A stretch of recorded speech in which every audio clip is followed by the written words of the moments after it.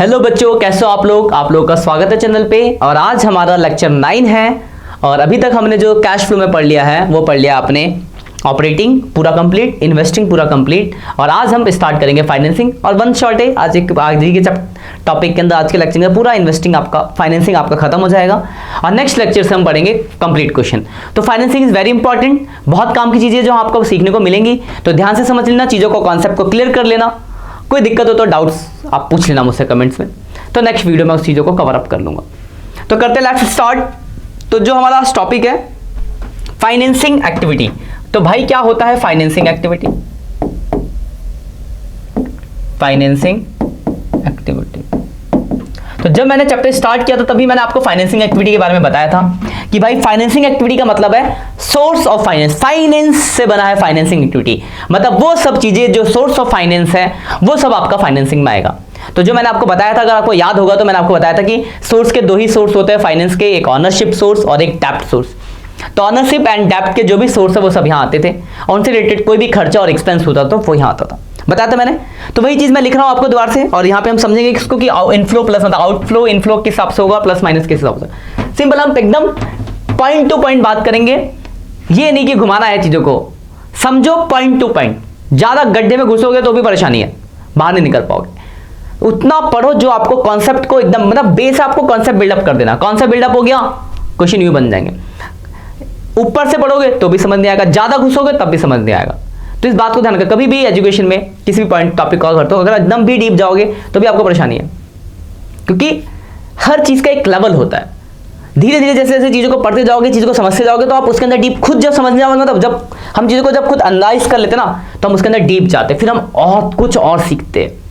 पर एकदम से घुस जाओगे तो नहीं। जैसे होता ना कि तैरना सीख रहे हो अगर आप, तो अगर आप तैरना सीख रहे हो, पहली बार ही एकदम नदी के बीच में चले जाओ तो डूब जाओगे। धीरे हम पहले यहाँ से थोड़ा आगे तक तैरते हैं, फिर जब थोड़ा सीख जाते हैं थोड़ा और आगे तक जाते हैं, फिर जब एकदम बढ़िया वाले तैराक बन जाते तो एक जगह से पार करते नदी और उस तरफ जाके निकलते, उधर से आते तो इस तरफ निकलते हैं। तो वो वैसे ही है पढ़ाई में भी। तो एकदम पॉइंट टू पॉइंट बात करूंगा, ज्यादा आपको घुमाऊंगा नहीं, क्योंकि बहुत कुछ मैं इसके बारे में पहले ही आपको बता चुका हूं। सबसे पहला आपका क्या आता है इसमें भाई? तो पहला आता है इक्विटी शेयर्स और प्रेफरेंस शेयर्स, ये ओनरशिप सोर्स से। दूसरा क्या आता है भाई? तो दूसरा आता है भाई जो आपके डेब्ट सोर्स है, यानी डिवेंचर, लोन, या कोई भी लोन, एक वर्ड में बोलो तो नॉन करंट लायबिलिटी। जितनी भी नॉन करंट लायबिलिटीज है, बहुत सारी होती है। उसके बाद और क्या आता है? तो शॉर्ट टर्म से सोर्स। तो शॉर्ट टर्म में क्या होगा? Bank overdraft. तो बैंक ओवरड्राफ्ट या कोई भी शॉर्ट टर्म का सोर्स फाइनेंस का। उसके अलावा क्या आता है? तो भाई इनकी कॉस्टिंग भी तो आएगी, तो इनकी कॉस्ट क्या क्या हो सकती है? तो इनकी कॉस्ट है आपकी इंटरेस्ट पेड, डिविडेंड पेड, तो डिविडेंड पेड आएगा।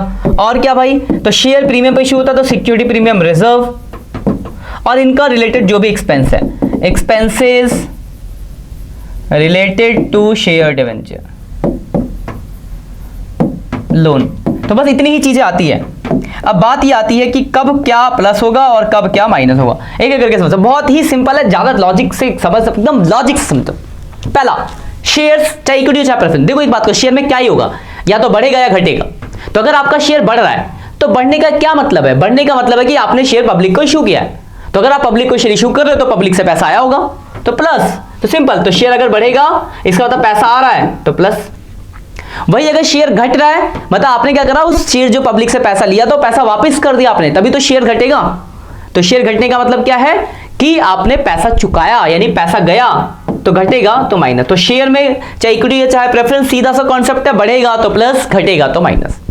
क्लियर होगा मेरे हिसाब से? अब आते हैं दूसरे पे। दूसरा है लॉन्ग टर्म का कोई भी सोर्स, डिवेंचर, लोन, या कोई भी नॉन करंट लायबिलिटीज।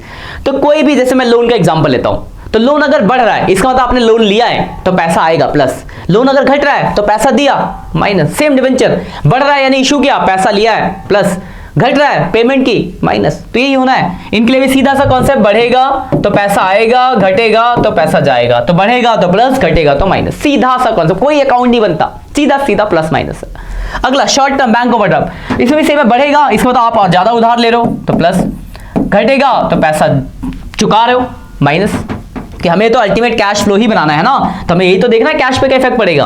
तो बैंक ओवरड्राफ्ट अगर बढ़ता है तो कैश पढ़ रहा है भाई, आ रहा है पैसा, उधार ले रहे हो और ज्यादा निकाल लो, पैसा नेगेटिव घट गया तो माइनस। अब अगला देखो, इसमें तो बोलोगे सर ये तो सीधा सीधा कुछ सोचना ही नहीं, इंटरेस्ट पेड और डिविडेंड पेड करोगे तो पैसा तो जाएगा ही बाबू, तो जाएगा तो क्या होगा, हमेशा माइनस। सिक्योरिटी प्रीमियम के लिए याद रखना हमेशा बढ़ेगा और हमेशा प्लस होगा। तो सिक्योरिटी प्रीमियम रिजर्व क्या होता है, शेयर्स अगर हम प्रीमियम पे इशू करते हैं तो सिक्योरिटी प्रीमियम रिजर्व, तो ये क्या होगा, बढ़ेगा, और बढ़ेगा तो क्या करना है, प्लस। अगला expense related to share dividend, तो कोई भी अगर एक्सपेंस होने का मतलब है कि आप पैसा दे रहे हो तो माइनस होगा। तो इतनी ही चीजें हैं, प्लस माइनस मैंने आपको बता दिया, बस इन चीजों को ध्यान रखना है। और एक बहुत इंपॉर्टेंट बात जो आपको ध्यान रखनी है वो है डेट। डेट बहुत इंपॉर्टेंट है। डेट का क्यों इंपॉर्टेंस है, कि जैसे आपने कोई लोन लिया तो डेट के अकॉर्डिंग इंटरेस्ट कैलकुलेट होगा, शेयर इशू किया तो डेट के अकॉर्डिंग शेयर पे डिविडेंड दिया जाएगा, तो डेट इज वेरी इंपॉर्टेंट। तो डेट को आपको ध्यान रखना है, लोन और उसके टाइम, लोन और शेयर्स के लिए डिविडेंड देते टाइम, मतलब इंटरेस्ट और डिविडेंड पे करते टाइम। और दूसरी चीज, अगर कभी भी आपको कुछ नहीं बता रखा तो आपको ओपनिंग वैल्यू पे देना है। और तीसरी चीज, किसी भी डिवेंचर या किसी भी लोन के ऊपर अगर आपको इंटरेस्ट का रेट दिया हुआ कि इतना परसेंट इंटरेस्ट है, इतना मतलब रेट पता रखें कितना परसेंट रेट है इंटरेस्ट का, तो आपको इंटरेस्ट या डिवेंचर मतलब प्रेफरेंस शेयर तो डिविडेंड आपको देना ही पड़ेगा, चाहे आपको बोला हो या मतलब रेट है तो देना है, सीधा सा बात है। और ये चीज आपको नया नहीं आप पढ़ते हो आ रहे हो, अगर लोन पे रेट है तो इंटरेस्ट आपको पे करना पड़ता है, वही बात मैं यहाँ बोल रहा हूँ, कुछ एक्स्ट्रा नहीं बोल रहा। तो ये कुछ पॉइंट्स है जो आपको दिमाग में रखना है क्वेश्चन को करते टाइम। मैं आपको कुछ क्वेश्चन दिखाता हूँ, तो आपके स्क्रीन पे ये क्वेश्चन आ रहा होगा, बहुत ही छोटा सा क्वेश्चन है, 2020 में आया था। क्या लिखा है, तो लिखा फ्रॉम द फॉलोइंग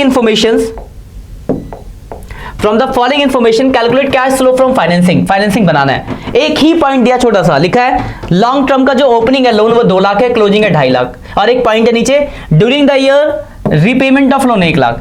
अब तुम खुद एक सेंस लगाओ भाई, साल के शुरू में 2 लाख का लोन था और 1 लाख का आपने पेमेंट भी कर दिया और लास्ट में 2.5 लाख बच भी रहा है, तो कैसे बच सकता है? इसका मतलब कहीं ना कहीं लोन लिया। देखो अगर मैं देखूं ध्यान से तो देखो शुरू में 2 लाख का लोन था, इसमें से आपने 1 लाख की कर दी पेमेंट, क्वेश्चन में लिखा है कि 1 लाख हम पेमेंट कर रहे हैं, तो पेमेंट करने के बाद अकॉर्डिंग टू दिस अगर 2 लाख का लोन है 1 लाख की पेमेंट कर तो 1 लाख बचना चाहिए, पर क्लोजिंग बैलेंस आपको दिया 2.5 लाख। इसका मतलब क्या है कि आपने कुछ लोन लिया भी होगा, बात क्लियर है? तो अगर 2 लाख है और 1 लाख पे एक तो मतलब कितना लोन लिया होगा, 1.5 लाख का आपने लोन लिया होगा। अब देखो मैच हो गया, 2 लाख था 1.5 लाख लिया तो 2.5 लाख 3.5 लाख हो गया, 3.5 लाख में से 1 लाख की पेमेंट की तो 2.5 लाख निकल गया। क्लियर हो गई बात? अब आपको बनाना क्या, इसमें तो बोला क्वेश्चन में कि आपको बनाना था कैश फ्लो फ्रॉम फाइनेंसिंग, तो बना दो cash flow from financing activities, तो हमने बना दिया फाइनेंसिंग। अगर आप उस क्वेश्चन को देखा आपने तो 2 ही चीज आई, एक तो आया आपका वो पर्टिकुलर अमाउंट लिख दो ऊपर, एक आया लोन रीपेमेंट, कितना पेमेंट हुआ लोन का भाई, तो 1 लाख, और दूसरा है आपने लोन लिया तो लोन टेकन कितने का आया था, देखो पीछे अगर आप ध्यान से देखो तो लोन की रिपेमेंट कितनी आई है भाई, तो लोन की रिपेमेंट आई है 1 लाख और लोन लिया कितना आपने 1.5 लाख का, तो 1.5 लाख रुपए का लोन लिया और तो कुछ है नहीं, तो आपका आंसर आ गया 50,000 का। पॉजिटिव आता है तो आप जानते क्या लिखते हैं, कैश फ्लो, तो आपका हो गया cash flow from financing activity. मेरे हिसाब से आपको इस क्वेश्चन में कोई दिक्कत है, बहुत ही छोटा सा सिंपल सा क्वेश्चन था। क्लियर है? एक और बहुत बढ़िया क्वेश्चन देखते हैं, इसमें पूरा आपका फाइनेंसिंग ऑलमोस्ट कवर हो जाएगा। अब देखो आपको क्या क्या दिया है, तो आपके पास इक्विटी शेयर्स है, प्रेफरेंस शेयर्स है, सिक्योरिटी प्रीमियम है, डिवेंचर है। देखो इन दोनों पे रेट है, डिवेंचर पे भी रेट है, प्रेफरेंस शेयर पे भी रेट है, तो बोला हो चाहे ना बोला आपको डिविडेंड और इंटरेस्ट देना ही पड़ेगा। बोला है तो अच्छी बात है, नहीं बोला फिर भी देंगे। हाँ, अब देखो पहला पॉइंट है इक्विटी शेयर्स पर, ये समझ लेना क्वेश्चन को, लिखा है इक्विटी शेयर्स पर इशू 31 मार्च 2019। 19 क्या है, तो 19 है भाई साल का एंड। तो ये लाइन ये बोल रहा है कि जो भी शेयर इशू है वो साल के एंड पे हो, पर देखो शेयर कितने इशू है, देखो ध्यान से, शुरू में था 4 लाख का, एंड पे हो गया 5,25,000, तो शेयर्स 4 लाख से 5,25 हो रहे हैं, यानी 1,25,000 का इशू हुआ। तो एक चीज तो आपको समझ में आ गई कि शेयर 4 लाख से 5,25 यानी 1,25,000 बढ़ रहा है तो प्लस होगा, तो 1,25 आप फाइनेंसिंग में प्लस कर दो, कर देंगे। ठीक, तो मैं क्या करता हूँ साथ के साथ फाइनेंसिंग बना भी लेता हूँ बगल में और भेजते भी रहेंगे। तो आपको बनाना है कैश, बहुत अच्छा क्वेश्चन है, cash flow from financing activities. Points बहुत सारे जो बहुत काम के आपके, तो ध्यान से समझ लेना, कहीं भी कोई परेशानी हो आप मुझसे डायरेक्ट पूछ सकते हो। बहुत अच्छा क्वेश्चन है क्योंकि बहुत सारे अच्छे अच्छे पॉइंट है इसके अंदर। तो देखो पहला पॉइंट था आपका इशू ऑफ इक्विटी शेयर्स, तो इक्विटी शेयर आपका कितना बढ़ा था, 1,25,000, तो 1,25,000 आपने प्लस कर दिया। पीछे आ जाता वापस, ये 1.25, देखो आपका शेयर 4 लाख से 5.25 यानी 1.25 बढ़ गया, तो 1.25 हमने प्लस कर दिया। इसमें मेरे हिसाब से आपको कोई दिक्कत नहीं होगा। उसके बाद देखो क्या है, तो लिखा है कि जो भी इक्विटी शेयर इशू है एंड पे, अब इसका क्या काम है, देखो अगला पॉइंट है interim dividend on equity share 15%, मतलब आपको इक्विटी शेयर पे 15% का डिविडेंड देना है, देंगे भाई। अब एक बात ध्यान समझो, ध्यान समझना बात को, अगर मैं दिखाऊं साइड में, तो आपका देखो इक्विटी शेयर शुरू में था 4 लाख, एंड पे हो गया 5.25, देखो 4 लाख था शुरू में, एंड पे हो गया वो 5.25, और साफ साफ लिखा हुआ है कि जो भी 1.25 इशू हुआ है वो साल के एंड पर हुआ है, तो इस पे तो डिविडेंड मिलना ही नहीं चाहिए, क्योंकि वो तो एंड पे हुआ। साल के शुरू में 4 लाख, एंड पे हो गया 5.25। मैं यहां पे लिख के भी अगर आपको दिखाऊं, थोड़ा सा समझाता हूं अच्छे से, देखो तो आपका जो था इक्विटी शेयर, ध्यान समझना बात को, इक्विटी शेयर की अगर मैं बात करूं तो शुरू में वो 4 लाख का है, एंड पे 5.25 का, यानी 1.25 का इशू हो रहा है, तभी तो बढ़ रहा है, तो 1.25 का एडिशनल इशू है ना। और क्वेश्चन में एक बात साफ साफ लिखी, जो 1.25 का इशू वो साल के यहां पर हुआ है, तो पूरे साल तो भाई 4 लाख ही चला, क्योंकि 1 लाख तो 25 तो साल के एंड पे इशू हुआ है, तो पूरे साल कितना चला होगा, 4 लाख ही चला होगा, तो डिविडेंड का लायबल भी तो ये 4 लाख ही है, जिसको 15% डिविडेंड मिलना चाहिए, यानी 60,000 रुपए का डिविडेंड होना चाहिए। वर्किंग नोट समझ सकते हो उसको, वर्किंग नोट फर्स्ट, यानी आपको डिविडेंड तो सिर्फ 60,000 ही देना चाहिए। ये बात क्लियर हो गई कि डेट का क्या रोल है, तो बस डिविडेंड दे दो, तो डिविडेंड दे देंगे, माइनस होता है, तो डिविडेंड ऑन इक्विटी शेयर्स तो कितना आएगा भाई, तो सिर्फ 60,000 रुपए ही आएगा, ओपनिंग वैल्यू पे आपको देना पड़ेगा। पहला पॉइंट क्लियर हो गया मेरे हिसाब से आपका। अगला पॉइंट देखो, तो लिखा है 2 पॉइंट हो गए, पहले 2 एडजस्टमेंट खत्म हो गए। अगला है preference shares for redeem on 31, देखो डेट से पता चला कि साल के एंड पे प्रेफरेंस शेयर रिडीम हुआ।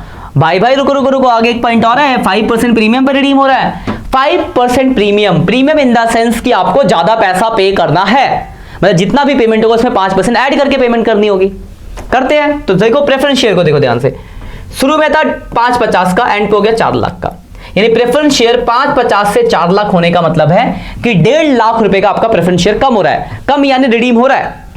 रिडीम होगा तो घटाना पड़ेगा, घटा देते, वैसे भी रिडम्पशन और मतलब कम होना प्रेफरेंस शेयर घटेगा, तो देखो 1.5 लाख तो कम हो तो 1.5 लाख ही घटना चाहिए, पर कुछ में साफ साफ बोला गया है कि जो भी प्रेफरेंस शेयर रिडीम होता है, कितने रिडीम हो रहे हैं भाई, 1.5 लाख, वो 5% प्रीमियम यानी 5% हमें उनको ज्यादा देना पड़ रहा है, तो 5% कितना होगा इसका, तो हम निकालेंगे इसका 5%, तो 7,500 की एक्स्ट्रा, तो 1.5 लाख प्लस 7,500 यानी 157,500 की पेमेंट होगी।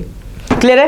प्रेफरेंस शेयर क्या था, 4 लाख, 5.50 से 4 लाख हुआ, यानी 1.5 लाख रुपए का प्रेफरेंस शेयर कम हुआ, तो 1.5 लाख पे आपको मतलब 1.5 लाख घटाना है, लेकिन उसमें साफ साफ लिखा है कि वो प्रीमियम पे रिडीम हो रहा है, तो प्रीमियम है तो उसको इतना एक्स्ट्रा प्रीमियम ऐड करके कर दिया।